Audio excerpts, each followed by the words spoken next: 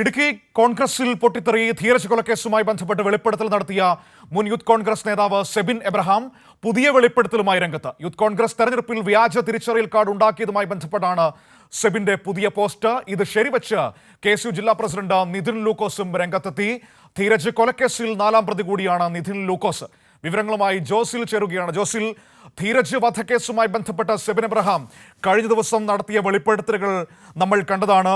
ഈ ധീരജിനെ കൊലപ്പെടുത്താൻ ഉപയോഗിച്ച കത്തി യൂത്ത് കോൺഗ്രസ് നേതാക്കളുടെ കൈവശം താൻ കണ്ടിരുന്നു പിന്നീടെന്ന് പറഞ്ഞത് നമ്മൾ എല്ലാവരും കണ്ടതാണ്. ഇപ്പോൾ സെബിൻ എബ്രഹാം വ്യാജ തിരിച്ചറിയൽ കാർഡുമായി ബന്ധപ്പെട്ട വിഷയത്തിൽ പറയുന്നത് എന്താണ്?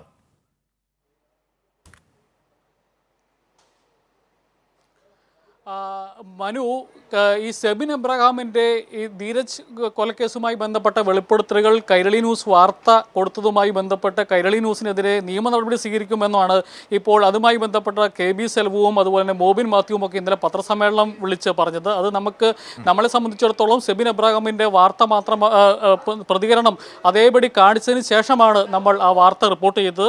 നിയമ നടപടി എന്താണെങ്കിലും നമുക്ക് നേരിടാവുന്നതാണ്. പക്ഷേ അതോടൊപ്പം തന്നെ പുതിയ വെളിപ്പെടുത്തൽ സെബിൻ എബ്രഹാമിൻ്റെമായി ബന്ധപ്പെട്ട് വരുന്നു. അത് ഈ വ്യാജ വോട്ടേഴ്സ് തിരിച്ചറിയൽ കാർഡൊക്കെ ഉണ്ടാക്കി ഈ യൂത്ത് കോൺഗ്രസ് തെരഞ്ഞെടുപ്പുമായി ബന്ധപ്പെട്ടതാണ്. ഇങ്ങനെയാണ് അതിൽ പറയുന്നത്. ഒരു പ്രധാന ഭാഗം ഇതാണ്: ഇരട്ടിയാർ മണ്ഡലത്തിൽ നിന്ന് മാത്രം ഏകദേശം 320-ലധികം വ്യാജ പ്രൈമറി വോട്ടർമാർക്കുള്ള രേഖകൾ നിർമ്മിച്ചിരുന്നു. ഡിസൈൻ ചെയ്ത് കാർഡ് നിർമ്മിക്കാനുള്ള ചുമതല എനിക്കായിരുന്നു. പഞ്ചായത്ത് മെമ്പർ റെജി ഇലിപ്പലിക്കാട്ടിൻ്റെ ഇരട്ടിയാർ ടൗണിൽ ഉള്ള കെട്ടിടത്തിലെ സംഘം ഓഫീസ് മുറിയിൽ ഇരുന്നു കൊണ്ട് അലൻ ജോർജിൻ്റെ ലാപ്ടോപ്പിൽ ഞാനാണ് കാർഡുകൾ നിർമ്മിച്ചത്. ഈ കാർഡുകൾ ഉപയോഗിച്ച് വോട്ട് ചേർത്ത് ഞാനും അലൻ ജോർജും ആനന്ദും ഒരുമിച്ചായിരുന്നു. കാർഡിനുള്ള ഫോട്ടോകൾ ഫേസ്ബുക്കിൽ നിന്നും ശേഖരിച്ചത് കൂടാതെ അന്ന് ഞങ്ങളുടെ ഗ്രൂപ്പ് ഇലക്ഷൻ കമാൻഡായിരുന്ന ബിജോ മാണി എന്ന് പറയുന്നത് യൂത്ത് കോൺഗ്രസിൻ്റെ ലോക്സഭാ മണ്ഡലം പ്രസിഡന്റ് ആയിരുന്ന ആളാണ്. ബിജോ മാണി ശേഖരിച്ച ഫോട്ടോകൾ നൽകിയിരുന്നു. അതിനുശേഷം സെബിൻ ഇത് അവസാനിപ്പിക്കുന്നത് ഇങ്ങനെയാണ്: അലൻ ജോർജ് ഇവരെല്ലാം യൂത്ത് കോൺഗ്രസിന്റെ ഉത്തരവാദിത്തപ്പെട്ട ഭാരവാഹികളാണ്. അവസാനിപ്പിക്കുന്നത് ഇങ്ങനെയാണ്: നിയമവിരുദ്ധമാണെന്ന പൂർണ്ണ ബോധ്യത്തോടെ ശിക്ഷാ നടപടികൾ നേരിടുന്നതിന് പൂർണ്ണ മനസ്സോടെ ഏറ്റുപറയുന്നു. എൻ്റെ പിഴ എൻ്റെ വലിയ പിഴ എന്ന് പറഞ്ഞുകൊണ്ടാണ് സെബിൻ എബ്രഹാം ഈ പോസ്റ്റ് അവസാനിപ്പിക്കുന്നത്. ഈ പോസ്റ്റിനെ ശരിവെച്ചുകൊണ്ടാണ്, ഇതിൽ പറഞ്ഞ കാര്യങ്ങൾ ശരിവെച്ചുകൊണ്ടാണ് KSUവിൻ്റെ നിലവിലെ ജില്ലാ പ്രസിഡന്റും അതുപോലെ തന്നെ ധീരജ് വധക്കേസിലെ 4ാം പ്രതിയുമായ നിതിൻ ലൂക്കോസ് പോസ്റ്റ് ഇട്ടിരിക്കുന്നത്. അതായത് അവരുടെ ഗ്രൂപ്പിന്റെ സ്ഥാനാർത്ഥിയായ ടോണിയെ തോൽപ്പിച്ചത് ഇത്തരത്തിലാണെന്ന് വെളിപ്പെട്ടില്ലേ എന്നുള്ള രീതിയിലുള്ള ഒരു പോസ്റ്റാണ് ഇട്ടിരിക്കുന്നത്. ആ പോസ്റ്റ് വളരെ നീണ്ട പോസ്റ്റാണ്. അതിൽ ഈ ഗ്രൂപ്പ് രാഷ്ട്രീയവും അതിന്റെ പ്രശ്നങ്ങളും ഒക്കെയാണ് പറയുന്നത്. പക്ഷെ അതിന്റെ വെല്ലുവിളികളാണ് നടക്കുന്നത്. കാരണം നിയമപരമായ പ്രശ്നം എന്നതിനപ്പുറത്തേക്ക് രാജ്യദ്രോഹപരമായ കേസാണ്. വ്യാജ വോട്ടർ ID ഉണ്ടാക്കി തെരഞ്ഞെടുപ്പ് നടത്തുക എന്ന് പറയുന്നത് രാജ്യദ്രോഹപരമായ വിഷയമാണ്. അതിനപ്പുറത്തേക്ക് മാനങ്ങളുള്ള കേസാണ്. അപ്പോൾ ആ കേസിലെ ആരോപണങ്ങൾ ശരിവെക്കുകയാണ് നിലവിൽ KSUവിൻ്റെ ജില്ലാ പ്രസിഡന്റായ നിതിൻ ലൂക്കോസ്. നിതിൻ പറയുന്നത് എന്താണ്? വ്യാജ വോട്ടർ ID ഉപയോഗിച്ചത് കൊണ്ടാണ് നിതിൻ്റെയൊക്കെ പക്ഷത്ത് നിന്ന് സ്ഥാനാർത്ഥി തോറ്റുപോയതെന്നല്ലേ?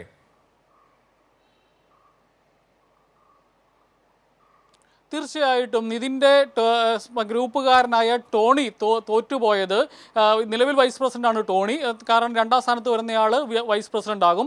ആ ടോണിയെ തോൽപ്പിച്ച് വെറും 34 വോട്ടിന് തോൽപ്പിച്ചത് ഇത്തരത്തിൽ വ്യാജ വോട്ട് ചേർത്താണെന്ന് തെളിഞ്ഞില്ലേ എന്നുള്ള രീതിയിലാണ് പോസ്റ്റ് വരുന്നത്. അത് വിശദീകരിച്ച് വളരെ വിശദമായിട്ട് ഓരോ കാര്യങ്ങളും എടുത്തു പറഞ്ഞ് ഈ നിതിൻ ലൂക്കോസിൻ്റെ പോസ്റ്റ് ഉണ്ട്. അതിൻ്റെ അടിയിൽ ഗ്രൂപ്പ് തിരിഞ്ഞുള്ള അപ്പോൾ ഈ സെബിൻ എബ്രഹാമിൻ്റെ എല്ലാ വെളിപ്പെടുത്തലുകളും ശരിയാണ് എന്നുള്ളതാണോ താങ്കൾ അംഗീകരിക്കുന്നത് എന്നുള്ളൊരു ചോദ്യം ചോദിക്കുന്നുണ്ട്.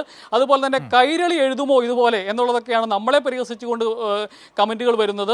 ഏതായാലും ഉത്തരവാദിത്തപ്പെട്ട ഈ സ്ഥാനത്തിരുന്നുകൊണ്ട് KSUവിൻ്റെ ജില്ലാ പ്രസിഡന്റ് സ്ഥാനത്തിരുന്നുകൊണ്ട് ഇത്തരമൊരു പോസ്റ്റ് ഇട്ടത് ശരിയായില്ല എന്നുള്ളത് രീതിയിൽ നിതിൻ ലൂക്കോസിനെ വെല്ലുവിളിക്കുന്ന ആളുകളുണ്ട്. അങ്ങനെ ഏതായാലും KSU നേതാവിന്റെ നിലപാടൊന്നും നമ്മളെ സംബന്ധിച്ചൊരു വിഷയമേ ഉള്ള കാര്യമല്ല. നമ്മളെ സംബന്ധിച്ച് ഇവിടെ പ്രശ്നം എന്താണ്?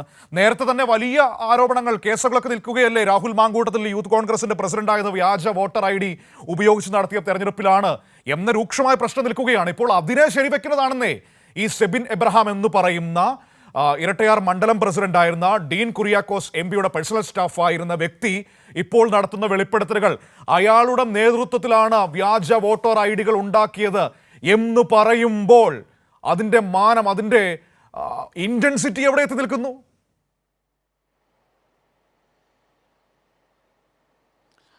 സെബിൻ എബ്രഹാം താനാണ് അതിന് നേതൃത്വം കൊടുത്തത്, താനാണ് അതിൻ്റെ പണിയെടുത്തത്, ലാപ്ടോപ്പിലുണ്ടാക്കി. പക്ഷേ അത് ആരുടെ ലാപ്ടോപ്പാണ്, എവിടെ ഇരുന്നാണ് ഉണ്ടാക്കിയത്, ആരാണ് ഫോട്ടോ സംഘടിപ്പിച്ച് കൊണ്ട് തന്നത് എന്നെല്ലാം കൃത്യമായിട്ട് പോസ്റ്റിൽ പറയുന്നുണ്ട്. ബിജോ മാണിയുടെ പേരെടുത്ത് പറയുന്നുണ്ട്.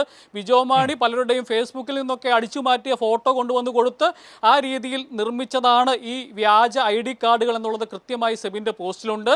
അതിനെ ശരിവെച്ചുകൊണ്ടാണ് നിതിൻ ലൂക്കോസ്, നിലവിലെ KSUവിൻ്റെ ജില്ലാ പ്രസിഡന്റ്, പോസ്റ്റ് ഇട്ടിരിക്കുന്നത്. മനു, ഈ ഇടുക്കി ജില്ലയിലെ മറ്റ് മാധ്യമപ്രവർത്തകരൊക്കെ ഈ വിഷയത്തോട് വളരെ അലസമായ സമീപനമാണല്ലോ സ്വീകരിക്കുന്നത്. കോൺഗ്രസ് ആയതുകൊണ്ടായിരിക്കും അല്ലേ?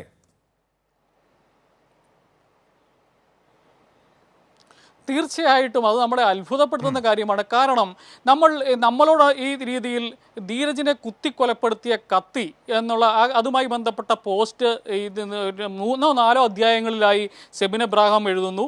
അതിനെ ചെന്നിട്ട് അതിനെ ഒരു മാധ്യമം സമീപിച്ച രീതി, ഇതിലെ 3 പേർ നിരപരാധികളാണെന്നുള്ള രീതിയിൽ സെബിൻ പറഞ്ഞു എന്നുള്ള രീതിയിൽ ഒരു മാധ്യമം മാത്രം ഒന്ന് ജസ്റ്റ് പറഞ്ഞു പോയി. പക്ഷേ അതിലെ കത്തിയുമായി മറ്റു കാര്യങ്ങളിലേക്ക് കടന്നില്ല. അതോടൊപ്പം തന്നെ മറ്റു മാധ്യമങ്ങൾ ഇതിനെല്ലാം കണ്ടില്ല എന്ന് നടിക്കുകയാണ്. ഇന്നലെയാണെങ്കിൽ പോലും അതിനെ ന്യായീകരിച്ചുകൊണ്ട് ഞങ്ങൾ അങ്ങനെ കത്തി ഞങ്ങളുടെ കയ്യിലില്ല എന്ന് പറഞ്ഞുകൊണ്ട് ഈ പറയുന്ന കൈരളിക്കെതിരെ കേസ് കൊടുക്കും, നിയമ നടപടി സ്വീകരിക്കും എന്നൊക്കെ പറഞ്ഞുകൊണ്ട്. പക്ഷേ നമ്മൾ ചെയ്തത് എന്താണ്? ഇതുമായി ബന്ധപ്പെട്ട ഒരു വെളിപ്പെടുത്തലുണ്ടായ സാഹചര്യത്തിൽ സെബിൻ എബ്രഹാം എന്ന് പറയുന്ന മുൻ യൂത്ത് കോൺഗ്രസിൻ്റെ നിയോജക മണ്ഡലം വൈസ് പ്രസിഡന്റ്, അതുപോലെ തന്നെ ഡീൻ കുര്യാക്കോസ് MP-യുടെ സോഷ്യൽ മീഡിയ കൈകാര്യം ചെയ്തിരുന്ന സെബിൻ എബ്രഹാം ഒരു വെളിപ്പെടുത്തൽ നടത്തുമ്പോൾ അതിനെ സംബന്ധിച്ചൊരു പ്രതികരണം സെബിനോട് ചോദിക്കുമ്പോൾ, സെബിൻ നമ്മൾ ആത്മാർത്ഥതയുണ്ടെങ്കിൽ ഇവരുടെ പേര് വെളിപ്പെടുത്താൻ പറയുമ്പോൾ അവർ അഡ്വക്കേറ്റ് KB സെൽവത്തിന്റെയും അതുപോലെ തന്നെ അഡ്വക്കേറ്റ് മോബിൻ മാത്യു ആണ് ഇതാണ് ആ കത്തി എന്ന് പറഞ്ഞുകൊണ്ട് അഡ്വക്കേറ്റ് മോബിൻ മാത്യുവും ആരാണ് എന്ന് ഒരുപക്ഷെ നമ്മുടെ ഈ വാർത്ത കേൾക്കുന്ന പുതിയ പ്രേക്ഷകർക്ക് അറിവുണ്ടാകില്ല. അപ്പോൾ നിലവിൽ കോൺഗ്രസ് പാർട്ടിയിൽ, യൂത്ത് കോൺഗ്രസിൽ അവർ വഹിക്കുന്ന പദവികൾ കൂടി അങ്ങ് പറഞ്ഞേക്കൂ ജോസിൽ. തീർച്ചയായിട്ടും DCCയുടെ ജനറൽ സെക്രട്ടറിയാണ് KB സെൽവം. യൂത്ത് കോൺഗ്രസിന്റെ സംസ്ഥാന സെക്രട്ടറിയാണ് അഡ്വക്കേറ്റ് മോബിൻ മാത്യു. അവർക്കെതിരെ ഒരാൾ ആരോപണം, അത് യൂത്ത് കോൺഗ്രസിന്റെ നേതാവായിരുന്ന ഒരാൾ ആരോപണം ഉന്നയിക്കുമ്പോൾ അത് കൈരളി ന്യൂസ് വാർത്തയാക്കാൻ പാടില്ല എന്നുള്ളതാണ് ഈ 2 അഭിഭാഷകരായ, അതുപോലെ തന്നെ ഉത്തരവാദിത്തപ്പെട്ട കോൺഗ്രസിനുള്ളിൽ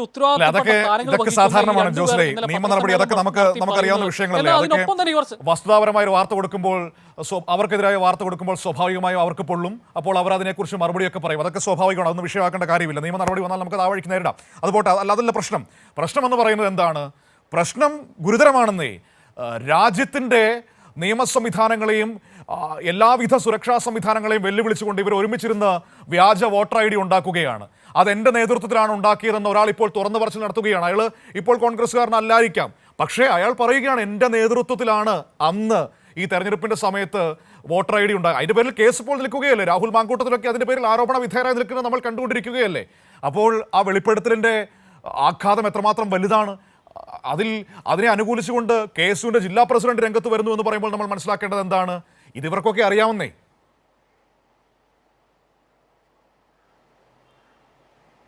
തീർച്ചയായിട്ടും മനു, ഏതായാലും രാജ്യദ്രോഹ കുറ്റമാണ്. അത് കൃത്യമായിട്ട് പറയണം. 320-ലധികം വ്യാജ ID കാർഡുകൾ ഇരട്ടയാർ മണ്ഡലത്തിൽ നിന്നു മാത്രം ഇവർ നിർമ്മിച്ചിട്ടുണ്ട്. അത് ആരൊക്കെയാണ് അതിന് നേതൃത്വം കൊടുത്തത്, ആരുടെ ലാപ്ടോപ്പിലാണ്, അതൊക്കെ കൃത്യമായിട്ട് ശാസ്ത്രീയ പരിശോധന നടത്തിയാൽ വെളിവാകുന്ന കാര്യമാണ്. ആരുടെ ലാപ്ടോപ്പിലാണ് ഇത് തയ്യാറാക്കിയത്, എവിടെ ഇരുന്നാണ്, കോൺഗ്രസിൻ്റെ ഈ ഇന്നയാളുടെ കെട്ടിടത്തിൽ എന്ന് കൃത്യമായി പറയുന്നുണ്ട്. പഞ്ചായത്ത് മെമ്പർ റെജി ഇലിപ്പുലിക്കാട്ടിലിൻ്റെ ഇരട്ടിയാർ ടൗണിലുള്ള കെട്ടിടത്തിലെ സംഘം ഓഫീസിൽ ആ മുറിയിൽ ഇരുന്നു കൊണ്ടാണ് അലൻ ജോർജിൻ്റെ ലാപ്ടോപ്പിൽ ഞാനാണ് കാർഡുകൾ നിർമ്മിച്ചത് എന്ന് കൃത്യമായിട്ട് സെബിൻ എബ്രഹാം പറയുന്നത്. അതിനെ ശരിവെച്ചുകൊണ്ടാണ് ഈ ധീരജ് വധക്കേസിലെ 4ാം പ്രതിയും നിലവിലെ KSUവിൻ്റെ ജില്ലാ പ്രസിഡന്റുമായ നിതിൻ ലൂക്കോസ് ഫേസ്ബുക്ക് പോസ്റ്റുമായി വന്നിരിക്കുന്നത്. അതിനെ സംബന്ധിച്ചുണ്ടായിരിക്കുന്ന കോലാഹലങ്ങളൊക്കെയാണ് ഇപ്പോൾ സോഷ്യൽ മീഡിയയിൽ സജീവമായിക്കൊണ്ടിരിക്കുന്നത്. മനു, ഓർക്കുന്നില്ല ഈ സമയം ആരുടെയൊക്കെ പേരിലാണ് വോട്ടേഴ്സ് ID വന്നത്? തല അജിത്ത്, ദളപതി വിജയ് ഒക്കെയാണ് യൂത്ത് കോൺഗ്രസ് തെരഞ്ഞെടുപ്പിൽ വോട്ട് ചെയ്യാൻ വേണ്ടി വോട്ടേഴ്സ് ID വന്നത്. നമുക്കത് തമാശയായിട്ടൊക്കെ തോന്നുമെങ്കിൽ പോലും പക്ഷേ ഇത് നമ്മുടെ തെരഞ്ഞെടുപ്പ് കമ്മീഷനടക്കം നടപടികൾ സ്വീകരിക്കേണ്ട വിഷയമാണ്. ആ രീതിയിൽ മറ്റ് ഏജൻസികൾ കൈകാര്യം ചെയ്യേണ്ട വിഷയം കൂടിയാണ്. ഈ പ്രതിസ്ഥാനത്ത് നിൽക്കുന്നവർ കോൺഗ്രസ് ആയതുകൊണ്ട് വലിയ മാധ്യമ വാർത്തകളൊന്നും ഉണ്ടാകില്ല, മാധ്യമ വിചാരണകൾ ഉണ്ടാകില്ല എന്ന വലിയ സംരക്ഷണം രാഹുൽ മാങ്കൂട്ടത്തിൽ നടക്കമുണ്ട് എന്നതും ഈ കഴിഞ്ഞ ദിവസങ്ങളിലൊക്കെ കണ്ടതാണ്. ഇപ്പോൾ എന്താണ് ഈ വെളിപ്പെടുത്തലിലെ നിതിൻ പൈലിനെ കുറിച്ചൊക്കെ നമ്മുടെ ഡീൻ കുര്യാക്കോസ് പറഞ്ഞത്? അവരൊക്കെ മാന്യന്മാരാണെന്നല്ലേ പറഞ്ഞത്? അപ്പോൾ ഇവരൊക്കെ ഈ കള്ള വോട്ടേഴ്സ് ID അടിച്ചവരൊക്കെ മാന്യന്മാരായിരിക്കും അല്ലേ?